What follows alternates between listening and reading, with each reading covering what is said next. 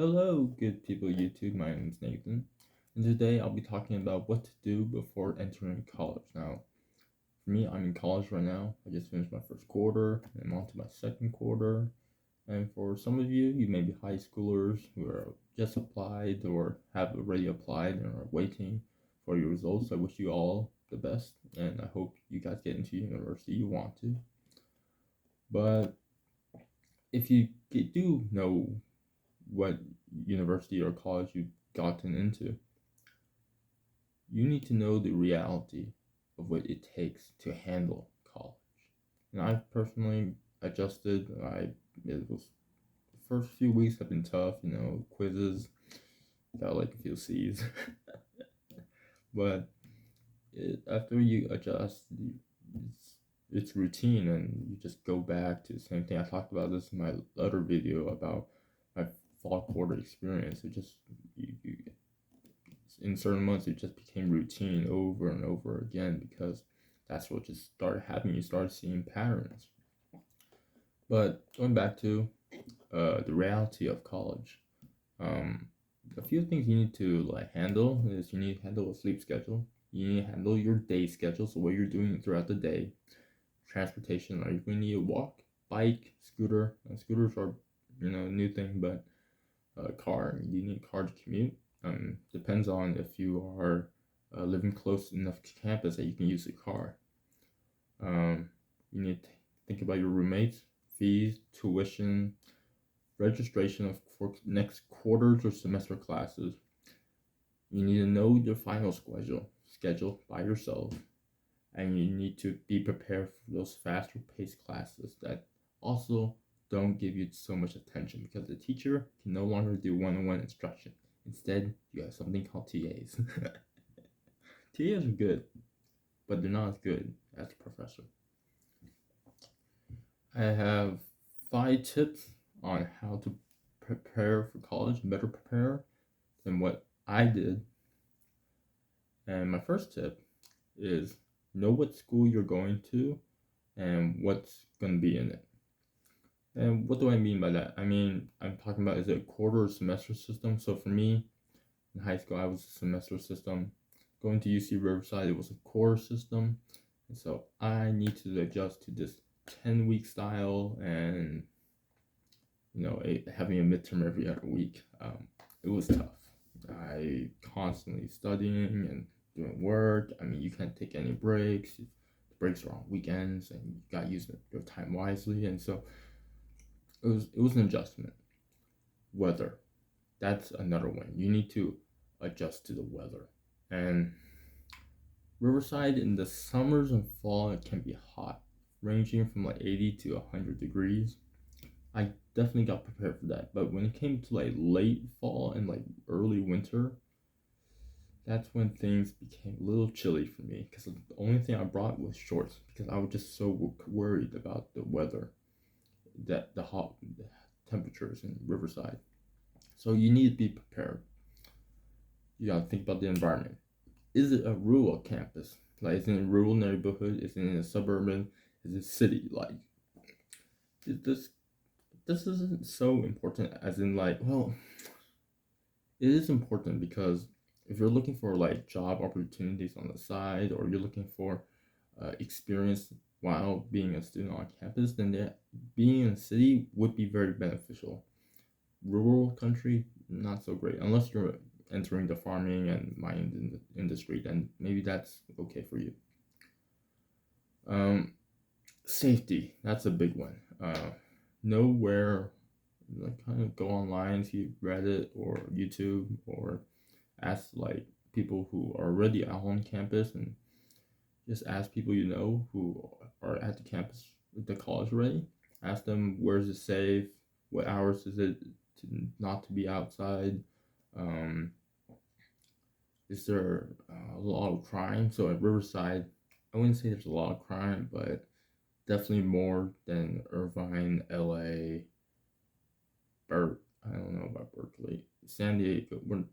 Riverside is definitely one of the worst UCs when it comes to safetyness.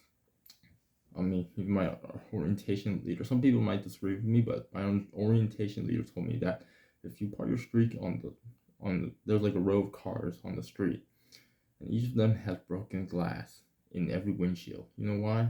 Because everyone's all the people, all I don't know who the robbers came, broke the glass, stole some from students. And for me, every Friday I've heard a siren go, police siren, wee wee wee wee. So yeah, Riverside's not so safe. But on the other side, it the demographics of student populations makes me very happy. There's a lot of Asians at Riverside. There's like 30% Asians, um, and it's important depending on who you are, your race, your culture, your background, your sex. I mean, Riverside's pretty much 50-50 when it comes to male to female ratio. Um, there's a lot of diversity, so different cultures. You're not going to feel alone. Um, and so, I mean, you just know that if you go to like a state like Texas or Iowa, you may see less Asians or less minority groups around you, and you see more of like African Americans or whites. Um, Tip number two. This one I wish I did earlier in the quarter. It would help me a lot. It was discard and destroy anything that distracted you. Now, I don't mean like go ahead and break your PS4 and Xbox. Just don't bring it. Okay, just leave it behind at home. Don't bring it to the dorms with you. Don't bring it to the apartment room with you.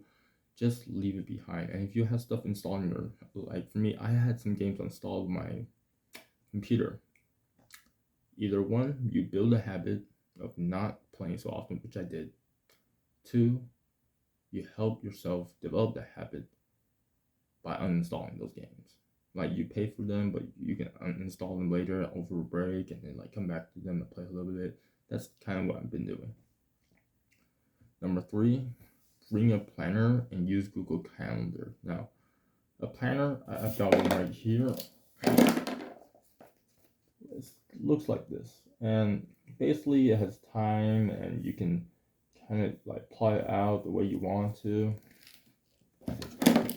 I personally love this planner. This planner helps me keep track of what I have to do each day, see where time is being wasted, see what can I do to squeeze out more time for study or homework. Google Calendar is better for, say you have a paper due, you want to set a time between this date and this date, I want to get the paper done. Or this date, I want to study for the test. Or this date, finish the presentation project. Something like that. Google Calendar is better for long-term assignments to see, you can better see what you have planned in the future. For right now and for right this week, the planner is the way to go. But use both. Both are great tools. Use them both. I use them both to make sure I stay on track. Tip number 4 is if you just graduated from high school, you don't know anybody on campus, and you don't want to be lonely. Well, I was lonely, but I was kind of lonely. But I connected to a fellowship called A2F at UC Riverside, and one of their mentors, his name is Jason. He came to me and was like, "Hey, you want to be my Highlander?"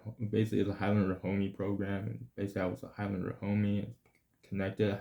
I knew someone on the inside of who was already on the campus who was about to graduate, but he knew the ins and outs of campus and kind of knew what was going on, where to go to get food, like how do you handle textbooks, and he kind of knew it already. So he just gave that information to me, and he just went on to introduce me to the rest of the fellowship. It's just good to have some people that you know already there, and you just need to connect with a group of people. It doesn't need to be a fellowship. It could be like a club. Like let's say you're on the badminton team last year. I was, but I didn't connect to that club last quarter. Let's say you want to play badminton. You reach out to club, reach out to the members, follow their Instagram, Facebook. They have something like that, and just share. Hey, I'm an incoming freshman. I'm kind of like lonely. I play badminton, but I don't know anybody. Can you help introduce me to people in the club? I'm interested. Eventually, they'll get back to you, and then like within the first week, they'll introduce you to older players, and you'll start playing and have a good time.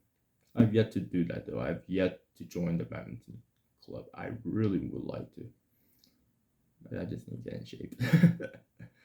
And last tip: leave home in stable relationships. And for me, I wish I did a better job. I wish my mom wouldn't have such great anxiety over how I would do in my first quarter, how am I, performing. It wasn't that she didn't trust me. It was more like she was worried about like how I would adjust. And I think what you can do to help alleviate that stress that your parents or your grandparents or your family members can have is by showing good habits now, making sure that hey, I can take care of myself, showing that you have good time management, showing that you know what you should do right now and take care of all your stuff. I mean, look, for example, before you go to college, let's say you are at home. There's video games and there's chores. There are chores that you can do, that you must do, and there are chores that you could do for your family. Like for example, I do dishes mostly every single night. But with chores that's a chore I must do, like pretty much every single night.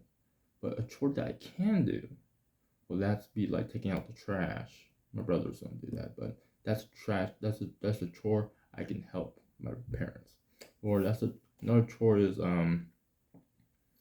cleaning rice and helping in the kitchen with my mom. That shows like, hey, I'm getting ready. I'm being prepared. I can not only take care of my stuff, but I can take care of your stuff, and just being on top of your game.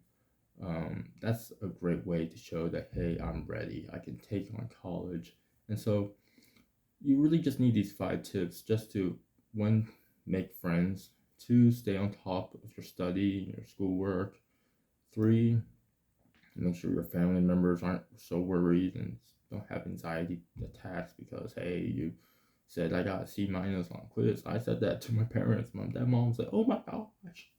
But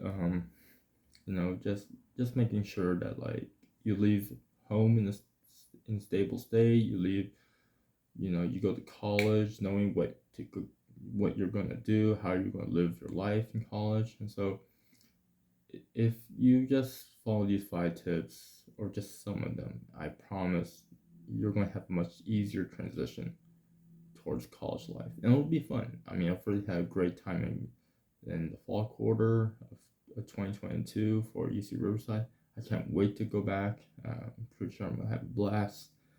Um, and so yeah, that's it. Those are my 5 tips on how to be prepared for college and how to pretty much you follow some of them to throughout college so that you can do well. Anyway, guys, y'all, thank you for watching this video. Thank you for hitting the like button if you'd like to and subscribing. Greatly appreciate that. As always, stay safe and God bless y'all.